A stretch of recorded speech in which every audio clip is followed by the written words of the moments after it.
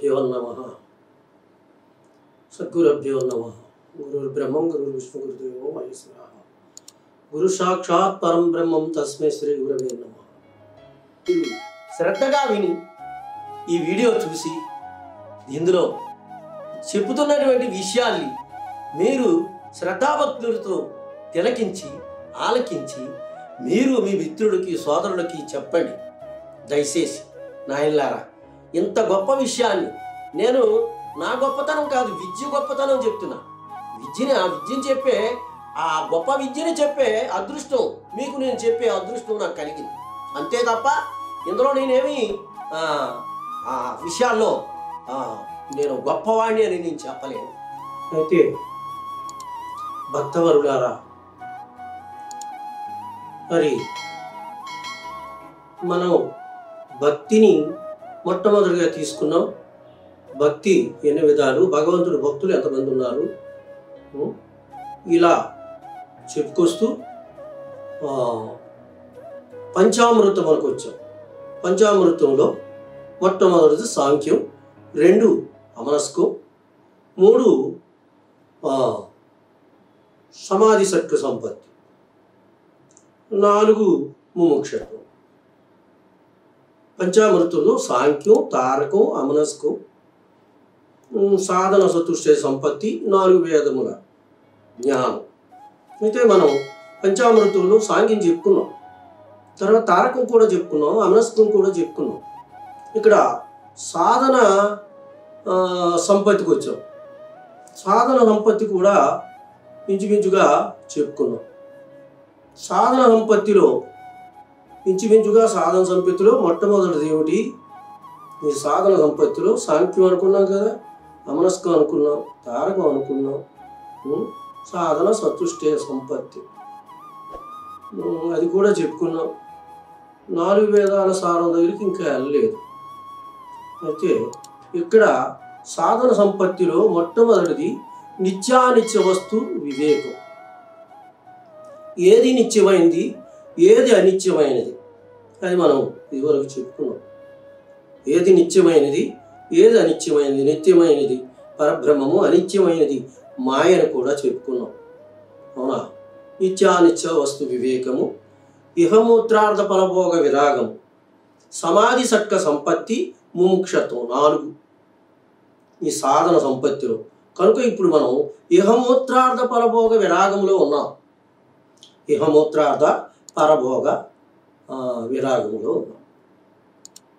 అయితే ఏమిటి ఇహమూత్రార్థ ఫలభోగ విరాగం అనగా మనం చాలా తేలిగ్గా చెప్పుకోవచ్చు, కానీ ఆచరణ అన్నది సామాన్యమైనది కాదు.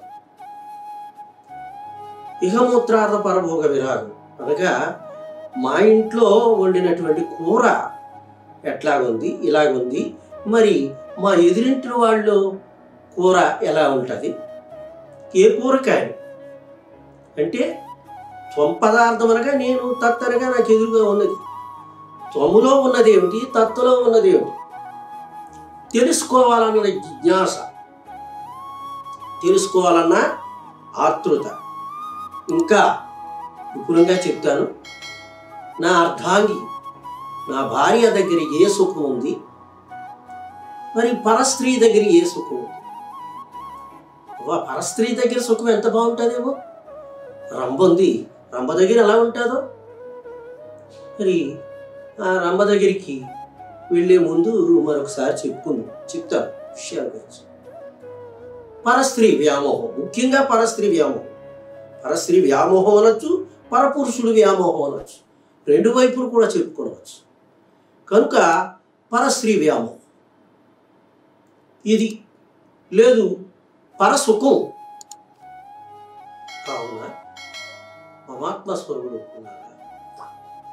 మన దగ్గర ఉన్న, మన ఒంట్లో, మన శరీరంలో ఉన్నటువంటి విషయం ఎలాగుంది, అవతల విషయం ఎలాగుంది, సుఖం, పరసుఖం, పరుల సుఖం, వాళ్ళు ఎలాగో అనిపిస్తున్నారు, మనం ఎలాగో అనిపిస్తున్నాం. ఈ రకమైనటువంటి జిజ్ఞాసతో కూడుకున్నది ఇహమూత్రార్థ పరభోగ విరాగం. అయితే ఇక్కడ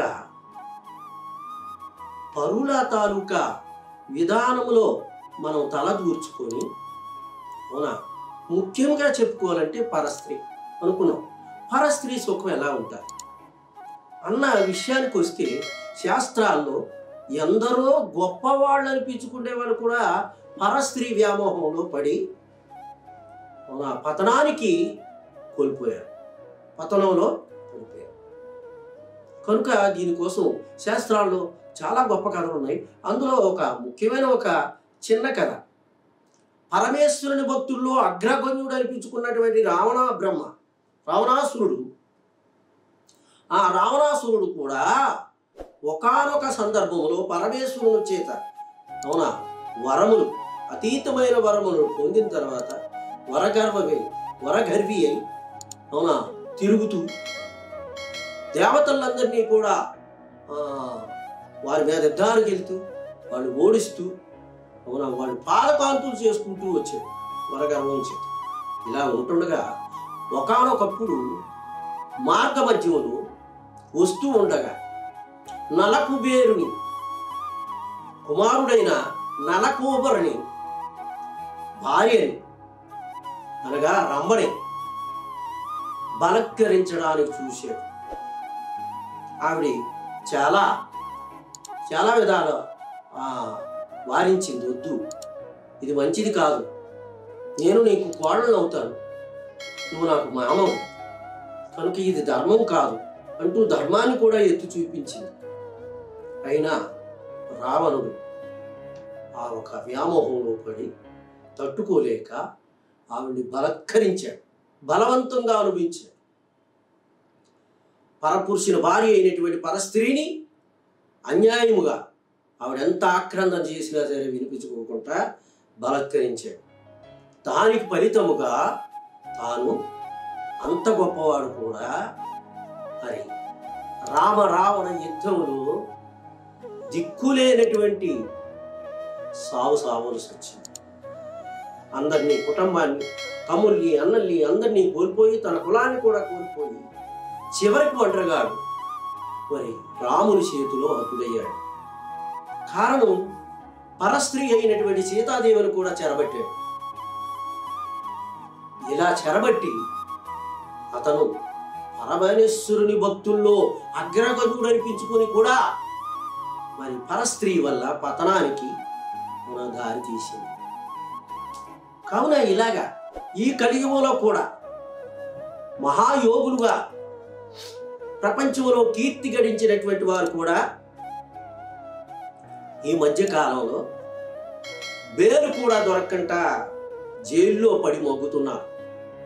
పెద్ద పేరున్నటువంటి వారు కూడా, అవునా, అబలులైనటువంటి శ్రీమూర్తుల్ని బలవంతంగా, మోసపూరితంగా వాళ్ళని అనుభవించి, అవును, వదిలిపెట్టేసి వేరు, వాళ్ళు బలి బతుకుంటే ఎవరికి చెప్తారని చంపేసి అక్కడే పూర్తి చేసినటువంటి వారు కూడా ఈ కలియుగంలో ఉన్నారు. ఈ యుగంలో ఇప్పుడు మనం ఉంటున్న శతాబ్దంలో కూడా ఉన్నారు. చంటి పిల్లని కూడా చూడకుండా నలుగురైదురు బలత్కరించి అబలైనటువంటి ఆ చిన్న పిల్లలు కూడా, అవునా, స్థీలాన్ని చేరిసి చంపేస్తూ ఉన్నారు. ఇట్టిది ఈ యొక్క పరస్త్రీ కాంక్ష. చెప్పేవాళ్ళు ఉండొచ్చు, రామకృష్ణ పరమహంస, మరి కబీర్ దాస్ లాంటి మహాత్ములు ఈ విషయాన్నే మనకి గుచ్చి మరి చెప్పారు. కాంతా కనకారే ఆధ్యాత్మికునికి బద్ధ శత్రువులు అని చెప్పి సూచన చేశారు వాళ్ళు. అలాగే ఒకరు కామినీ కాంచనలు అన్నారు. ధనం కూడా, ధన పీడితులై కొంతమంది, మరి పరస్త్రీ సుఖం కోరి కొంతమంది. ఈ ఆధ్యాత్మిక రంగంలో, ఈ పరమార్థిక రంగంలో ఇవే ముఖ్యం. గురువుల్లో రెండు రకాల గురువులు ఉన్నారు బోధకుల్లో. ఒకరు బాధ గురువులు, ఇంకొకరు బోధ గురువులు. బోధ గురువులు అని చెప్పుకుంటూనే బాధ గురువులై ప్రపంచంలో ఆశ్రయించి వచ్చినటువంటి భక్తకోటిని, అవునా, అందులో స్త్రీ పురుషుడు అని చూడకుండా కూడా మోసలు పెట్టి వారి స్వార్థానికి, వారి స్వలాభానికి వాడుకుంటూ ఉన్నారు. ఇది. కావున ధనంతో కూడా స్త్రీని వంచి ధనాన్ని ఆశ చూపి కూడా పరస్త్రీని అనుభవించేటటువంటి ఉన్నారు. ఇలా చెప్పుకుంటూ పోతే చరిత్రలో ఎంతో మంది ఉన్నారు. పరస్త్రీ వ్యామోహం సామాన్యమైంది కాదు. అవునా, కన్న తల్లిని కూడా చూడు, అంత దౌర్భాగ్యులు ఉన్నారు ఈరోజు. చెల్లి తల్లి తరతమ భేదము లేకుండా కూతురని కూడా చూడకుండా పరస్త్రీ వ్యామోహం కోసం ప్రాపురాని వాళ్ళని మనం ప్రత్యక్షంగా ప్రచార సాధన మీడియాలో కూడా మనం ప్రతినిత్యం చూస్తూనే ఉన్నాం. కనుక